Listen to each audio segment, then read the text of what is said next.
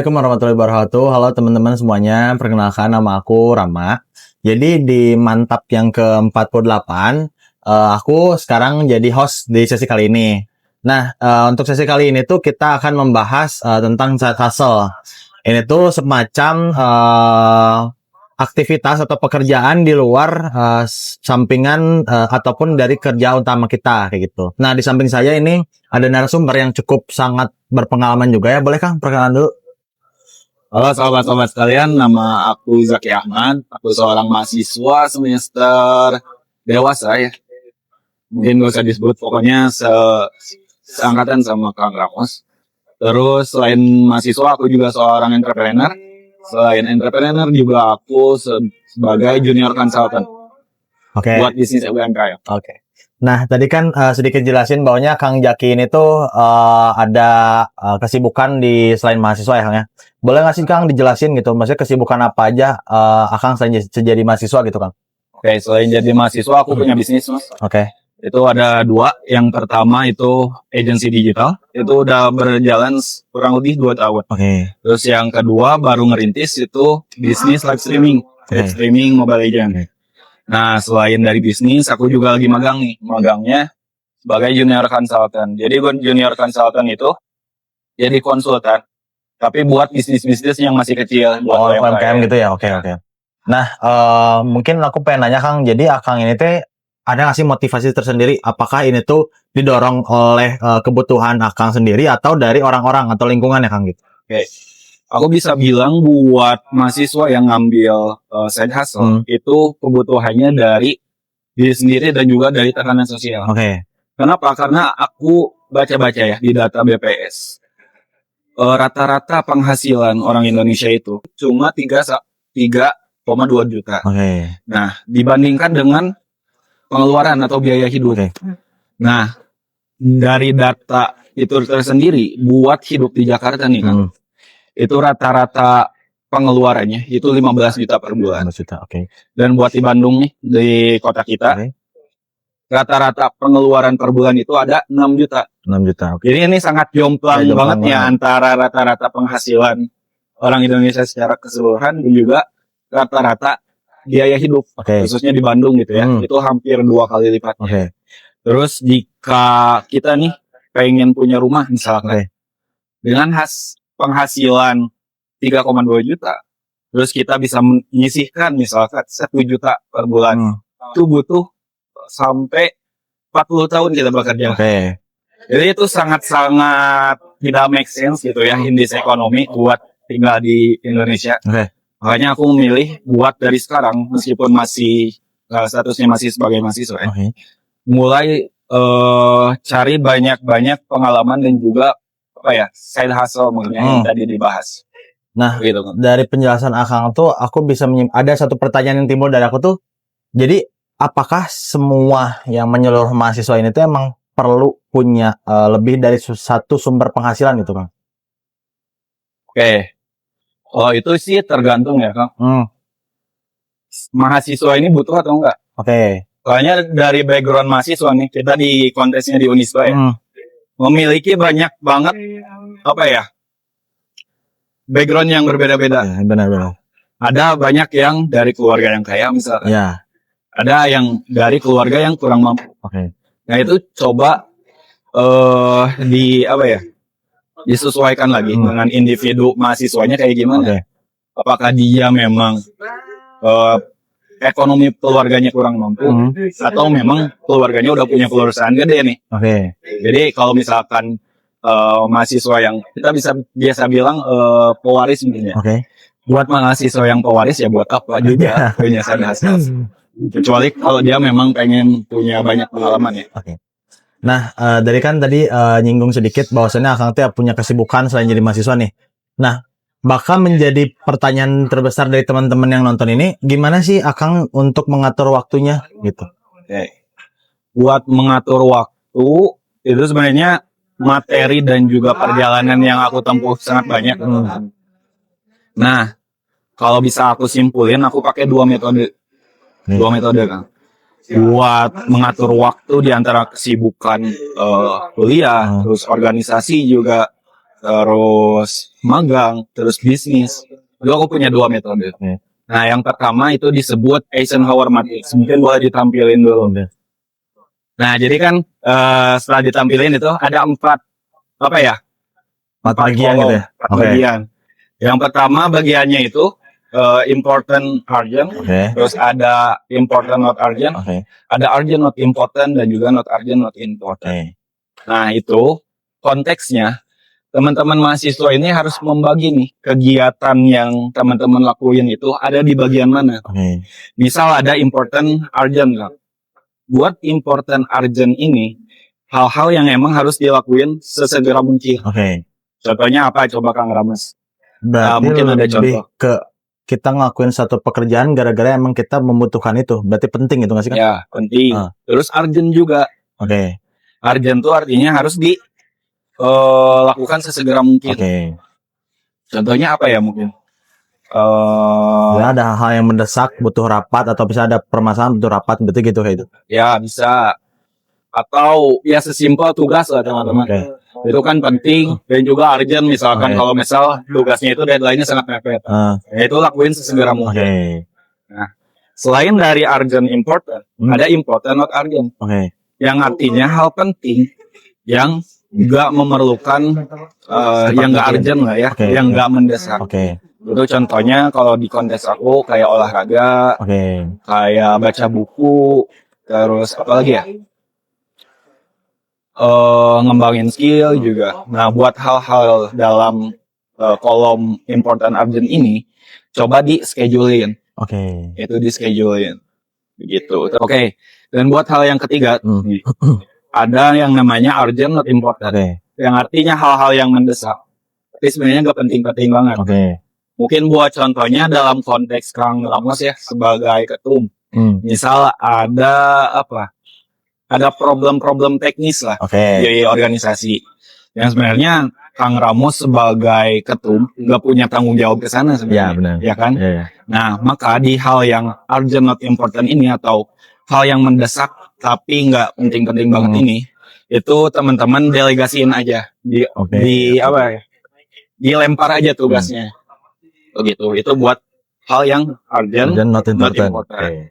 Dan yang keempat itu ada not urgent not important. Nah, sebisa mungkin kalau misalkan teman-teman pengen optimal, pengen produktif banget nih orangnya nih, hal-hal kayak gini tuh dihilangin aja. Cuma kalau misalkan ada waktu luang, ada waktu yang senggang, itu boleh dilakuin kayak main game, nonton film dan lain-lain. Gitu. Itu metode yang pertama. Buat metode yang kedua nih, aku pakai time blocking. Jadi time blocking ini cara mengatur waktu. Tapi emang metode ini banyak dipakai sama orang-orang yang bisa kita bilang sudah sukses. Contohnya kayak Elon Musk, terus pendiri Microsoft itu siapa? Bill Gates, dan lain-lain lah. Ini emang metode yang sudah lumrah dipakai. Cuma memang orang-orang yang awam dalam manajemen waktu memang belum pakai. Jadi intinya buat time blocking ini kita membagi waktu dalam sehari, tapi di blok. Jadi gak cuma nyantumin list, to do list kayak ya kalau mahasiswa biasanya kan cuma list doang kan. Nah, kalau time blocking ini pakai toolsnya sebenarnya bisa pakai apa aja ya teman-teman. Bisa Notion Calendar, bisa Google Calendar. Cuma kalau aku pakai Google Calendar. Nah, di Google Calendar itu kan ada banyak tabelnya, mungkin bisa ditampilin juga. Nah, itu kalau teman-teman punya aktivitas itu di blok. Jadi misal ada rapat, di blok 2 jam. Terus ada kelas 3 jam kan, 3 ICS berapa jam sih? 2 jam setengah. 2 jam setengah, nah di blok. Mungkin teman-teman bisa cari sendiri untuk caranya kayak gimana. Cuma simpelnya kayak gitu. Itu yang bisa bikin aku bisa ngebagi nih banyak tanggung jawab dalam sehari. Nah, kan dari Akang tadi penjelasan ada time blocking, terus ada juga yang important not urgent gitu-gitu ya. Nah, banyak gini yang ngerasa mahasiswa ini tuh apa ya? Kelebihan beban gitu kan Kang. Jadi kayak belum A, B, C dan segala macam tugas-tugasnya. Nah, dari Akang sendiri tuh apakah Akang punya cara gitu? Gimana sih cara bedain kita tuh lagi semangat kerja sama udah kerjanya udah berlebihan gitu. Oke, cara ngebedain mahasiswa ini udah over atau sebenarnya masih produktif ya, gitu ya. Oke, buat ngebedainnya itu gimana ya? Udah ada hal-hal yang dikorbankan. Oke, gimana? Jadi indikatornya, tanda misal teman-teman udah over gitu buat bekerja, buat tugas dan lain-lain. Itu kalau teman-teman udah ngorbanin yang pertama tidur, terus yang kedua relasi. Itu mungkin. Jadi kalau misalkan ada teman-teman mahasiswa yang sambil kerja, sambil organisasi, terus tugas kuliahnya numpuk. Nah, itu tanda bahwa dia berlebihan itu sangat simpel sebenarnya. Kalau misalkan dia udah sangat kurang di tidurnya, misal cuma 2 jam per hari, 3 jam per hari, terus dia juga mengorbankan relasinya nih sama teman, sama keluarga, udah jarang ketemu dan lain-lain, itu menurut aku itu baru bisa dikatakan over. Oke. Nah, kan tadi ngebahas tentang beban kerja ya Kang ya. Nah, banyak anak-anak zaman sekarang atau teman-teman kita sekarang tuh karena emang apa ya, beban kerjanya terlalu over ataupun juga terlalu capek gitu kan. Banyak yang ngerasa bahwa mentalnya udah kena, udah kesehatan mental segala macam. Nah, paling dari Akang sendiri gimana sih cara Akang ini menjaga kesehatan mental Akang sendiri itu di tengah-tengah tekanan untuk selalu untuk produktif gitu. Kalau cara aku sendiri sebenarnya cukup simpel, yaitu tidur. Jadi habis kegiatan semua apapun tidur berarti. Oke. Yang penting tidurnya cukup teman-teman. Soalnya kurang tidur itu sangat-sangat berpengaruh dengan kesehatan mental. Benar. Itu yang aku baca lah ya di sejauh ini. Dan juga kenapa aku sangat mementingkan tidur. Karena aku juga subscriber Dokter Tirta. Mungkin teman-teman di sini ada yang nonton video-video beliau. Karena ya tidur itu butuh itu berarti. Sebutuh itu. Bukan cuma buat mental tapi juga buat fisik dan lain-lain. Jadi kalau kita tidurnya kurang, otomatis kita bakal cepat burn out, bakal cepat capek, juga gak optimal, gak produktif pada akhirnya. Nah, aku ada pertanyaan di Kang. Jadi kalau menurut Akang sendiri ini teh, jadi Akang tuh mending milih mending pengen banyak uang tapi capek atau mending uang pas-pasan tapi hati tenang gitu Kang? Mending mana? Ya, ini jawaban yang sangat-sangat subjektif ya. Kenapa? Karena konteksnya kita di usia 20-an nih. Pasti kita istilah bahasa Sundanya maruk lah ya. Sangat-sangat maruk, pengen banyak uang, gak peduli sama kesehatan mental dan lain-lain, asal uangnya banyak. Dan jujur aku sendiri ya kayak gitu buat sekarang. Cuma aku batasin nih. Jadi pentingnya bukan memilih antara dua itu, tapi punya batasan lah di antara keduanya. Karena memang di usia 20-an ini ya sesuai dengan ambisi kita yang gede, peluangnya juga sangat gede. Kenapa? Karena kita belum punya tanggungan nih Kak. Belum punya tanggungan, belum punya tanggung jawab juga. Jadi kita bisa hajar kesempatan semaksimal mungkin. Nah, baru nanti di usia 30-an, 40-an, itu pentingnya teman-teman itu buat ngerasa cukup. Benar-benar. Jadi begitu. Jadi kalau menurut aku, di antara dua itu, kalau teman-teman yang nonton masih 20-an, hajar aja semua kesempatan. Dan juga kalau teman-teman udah berkeluarga nih, nanti udah 30-an, baru teman-teman belajar gimana caranya buat ngerasa cukup. Berarti setelah penjelasan-penjelasan Akang tadi, muncul dari diri aku sendiri tuh, kenapa sih kita harus punya side hustle Kang?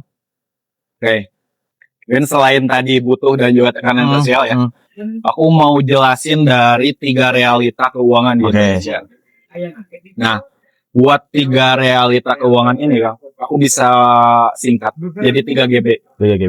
Bukan 3 giga tapi 3 dari awal ya. Buat GB yang pertama itu gak bertumbuh. Buat gak bertumbuh, aku mengutip salah satu perkataan dari pemenang Nobel, namanya Franco Modigliani. Dia berkata bahwa penghasilan manusia itu, penghasilan setiap orang itu naik dan turun. Yang pasti naik adalah pengeluaran dan juga pajak. Jadi gitu teman-teman, penghasilan kita itu senantiasa naik dan turun. Yang pasti naik itu pengeluaran kita dan juga pajak. Nah, jadi bisa aja kita di usia 20-an 3 digit misalkan penghasilannya, tapi di usia 30-an saja turun. Nah, dari realita ini yang artinya nggak bertumbuh, itu bakal apa ya, berimpact lah ke realita yang kedua, yaitu nggak bijak. Ketika teman-teman ngerasain lah, misal baru nerima gajian atau baru dikasih uang sama orang tua, itu tiba-tiba di tengah bulan atau bahkan masih awal bulan itu langsung habis. Ya. Nah, ini nyambung ke realita yang kedua, yaitu nggak bijak. Kalau teman-teman di akhir bulan atau di tengah bulan ketika pas-pasan ya, itu tiba-tiba menghemat banget kan. Tiba-tiba beli mie instan yang banyak. Tiba-tiba makan apa aja yang penting murah. Nah, ini keputusan yang sangat gak bijak. Kenapa? Karena ketika uang kita menipis, kita otomatis mengorbankan kesehatan kita. Benar. Nah itu, ini juga sejalan sama studi yang dilakukan sama Harvard University. Studinya itu mengetes antara petani sebelum panen dan juga setelah panen. Nah dites, yang otomatis kita tahu sendiri lah ya, petani sebelum panen itu pasti gak ada penghasilan. Benar. Beda dengan setelah panen pasti keuangannya lancar lah. Karena ya dari panen itu dijual lumayan profit, sangat-sangat profit. Nah ini dites nih, petani sebelum panen dan juga setelah panen. Dan ternyata petani setelah panen itu menunjukkan perbedaan IQ dalam pengambilan keputusan sampai 13 poin.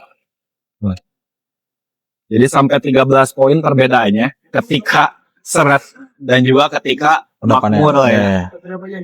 Nah ini dari gak bijak ini nanti berimpact lagi ke realita yang ketiga. GB yang ketiga, yaitu nggak punya bantalan.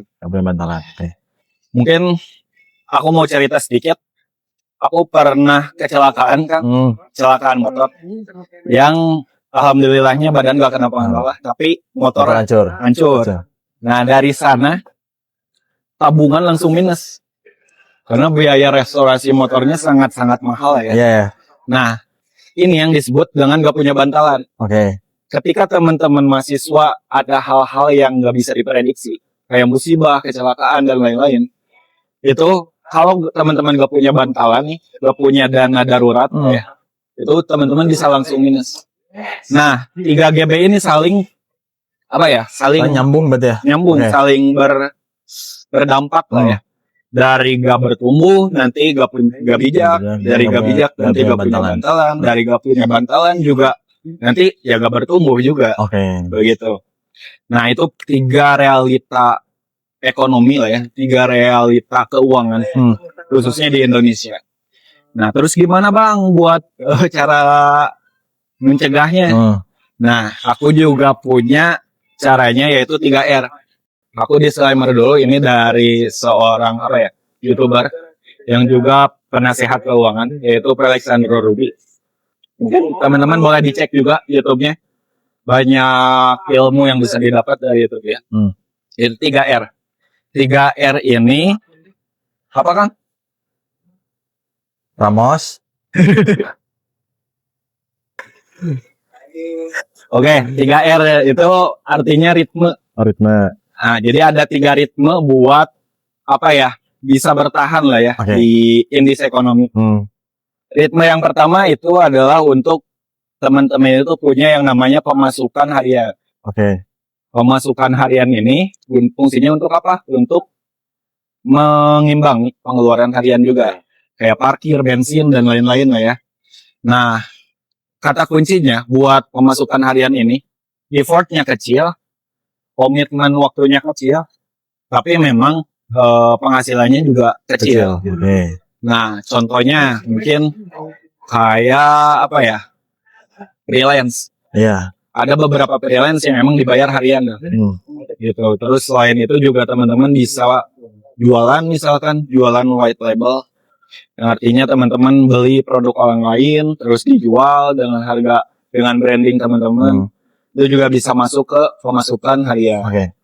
Nah, terus ritme yang kedua, R yang kedua, yaitu pemasukan bulanan.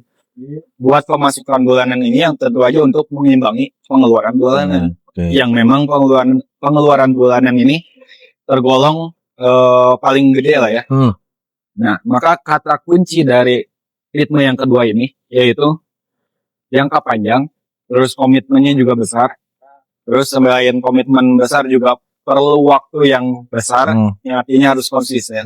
Tapi diharapkan penghasilannya juga besar. Gitu. Mungkin nggak usah dijelasin lah ya buat ritme yang kedua ini. Kayak ya terus kasih uang bulanan sama orang tua. Terus ini juga bisnis. Bisa. Nah, ini ritme yang ketiga nih, yang mungkin bisa dibilang sangat-sangat sedikit di golongan kita sebagai mahasiswa gitu ya, yang punya penghasilan ritme yang ketiga, yaitu penghasilan tahunan, teman-teman. Nah, buat penghasilan tahunan ini, kata kuncinya, komitmen waktunya gak segede yang bulanan, tapi perlu skill yang tinggi, perlu komitmennya juga tinggi, tapi penghasilannya juga lebih tinggi dari yang bulanan. Nah, ada rumus nih buat penghasilan yang tahunan. Penghasilan yang tahunan ini, gimana caranya kita menghasilkan setara 3 bulan, tapi bekerja setara dengan 1 bulan. Begitu. Kita udah ngebahas tentang side hustle itu penting atau enggaknya. Terus kita masuk gimana cara ngebagi waktunya. Terus kita juga ngebahas tentang produktivitas. Bisa dikatakan produktif atau overwork gimana. Dan segala teori yang nyambung ke pertanyaan-pertanyaan tadi. Nah, mungkin ada pertanyaan dari aku tuh. Menurut Akang sendiri nih. Menurut Akang definisi sukses untuk anak muda zaman sekarang itu gimana? Karena aku mandang bahwasannya ketika orang tua aku gitu ya, misalnya generasi milenial katakanlah, itu suksesnya beda antar zaman sekarang. Nah, menurut Akang gimana? Ya betul ya, kata Kang Ramos, sukses di zaman sekarang tuh beda. Kalau sukses zaman dulu mungkin punya rumah, terus punya kebun. Kalau di zaman sekarang kayaknya agak susah lah ya mencapai ke sana. Nah, kalau dari aku sendiri, meskipun ini jawabannya sangat-sangat subjektif ya, kalau dari aku sendiri, sukses itu ketika kita bisa ngelakuin apa yang kita inginkan. Sesimpel itu. Yang dalam arti melakukan yang kita inginkan itu bukan dalam konteks liburan atau apapun ya, tapi juga pekerjaan. Yang artinya ketika kita ini bisa kerja sesuai dengan kemauan kita. Benar-benar. Jangan dulu ke penghasilannya ya, tapi ke indeks ekonomi. Ketika kita bisa bekerja sesuai passion kita, itu udah, aku bisa bilang itu udah sukses sebenarnya. Benar. Nah, mungkin dari terakhir nih Kang ya, apakah dari Akang ada nggak sih motivasi buat teman-teman yang nonton atau pas patah 2 kata buat teman-teman di penonton nanti? Saik aja lah ya. Buat teman-teman yang masih kupu-kupu, kuliah pulang, itu boleh sebenarnya. Boleh, cuma kalau teman-teman itu punya 1 dari 2 kriteria. Yang pertama, teman-teman anak orang kaya. Orang kaya mampus. Nah, yang kedua, kalau teman-teman itu pengen jadi akademisi, pengen jadi dosen lah ya, itu boleh nih teman-teman kuliah pulang. Karena yang pertama tadi yang anak orang kaya, ya dia ngapain juga ikut organisasi, terus part time, terus magang dan lain-lain, karena ya masa depannya bisa dibilang udah terjamin. Terus yang buat akademisi, dia kuliah pulang karena dia fokus di akademik. Karena buat jadi dosen ya harus maksimal di akademiknya. Begitu. Nah, selain dari itu, keputusan yang sangat-sangat konyol ya buat jadi kupu-kupu. Kenapa? Karena teman-teman di masa depan mau jadi apa gitu pertanyaan aku. Itu karena banyak hal yang perlu dicoba di usia kita. Selain dari kuliah. Jadi intinya kalau menurut aku, bolos kelas itu nggak apa-apa. Tapi asal bolosnya itu, alasannya itu apa ya? Jelas. Bukan buat main Mobile Legends, bukan buat tidur, bukan buat main. Tapi misalkan ada hal-hal yang kalau di kita kan bolos 3 kali itu masih nggak apa-apa. Nah, misal teman-teman ada hal-hal kayak yang lebih urgent lah ya, kayak ada proyekan, kayak mau ngerintis bisnis, itu bolos itu sebenarnya masih bisa mengejar nih ketertinggalan teman-teman ketika dari materinya lah ya, ketika bolos itu. Jadi begitu. Izin Kang, aku tadi nyimpulin sedikit gitu ya, bahwasannya kalau di era sekarang tuh kan apa ya, produktif itu benar-benar penting pisan ya. Terus juga kita juga harus ngejaga kesehatan mental kita sendiri. Jangan sampai kita teh benar-benar harus sibuk terus sampai kadang kita kan tadi penting juga untuk kayak istirahat, tidur dan segala macamnya. Nah, terus juga gitu ya, balik lagi ke teman-teman, teman-teman itu mau ngambil side hustle atau enggaknya, karena itu ada dua pandangan antara butuh dari diri sendiri atau emang butuh gara-gara tekanan dari sosialnya. Ya mungkin segitu Kang dari aku, kurang lebihnya mohon maaf gitu ya Kang. Terima kasih sebelumnya. Sampai Terima ketemu kasih, di Kang episode Ramos. selanjutnya. Wassalamualaikum warahmatullahi wabarakatuh. See you.